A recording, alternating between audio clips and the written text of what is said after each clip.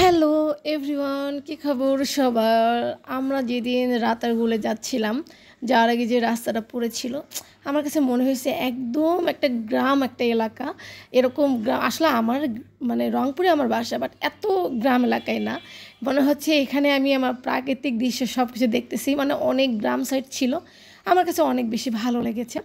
পরে তো আমরা যে নৌকাতে উঠে পড়েছি, এখান থেকে আমরা এখন রাতারগুলে চলে যাব। এই যে আমার সাহেব, ওরা একটু দেখাই নিলাম।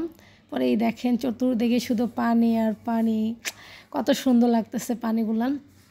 অনেক বেশি রোদ ছিল, মানে এই সিলেটে যে কয়েকদিন ছিলাম, এই সাদা পাথরে গেছি, রাতারগুলে গিয়েছি, সব জায়গায় আসলে প্রচুর রোদ ছিল। রোদে একদম কালো হয়ে মানে শেষ হয়ে গেছি, একদম কালো হয়ে গেছে।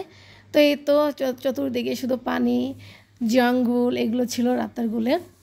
তো আমার কাছে রাতারগুলটাও মোটামুটি ভালো লেগেছে, সাদা পাথরটা বেশি ভালো লেগেছে। তো আর অন্য কোথাও আমাদের যাওয়া হয়নি, কারণ এর আগে আমরা সিলেটে গিয়ে বেশ কয়েকটা জায়গায় গিয়েছিলাম, লালাখালে গিয়েছিলাম।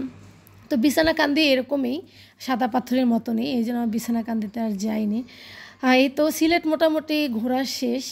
সিলেট আর ওভাবে আর ঘোরাফেরার জন্য যাব না, এখন থেকে নেক্সট কোথাও যাব, যেখানে নতুন জায়গায় যাব।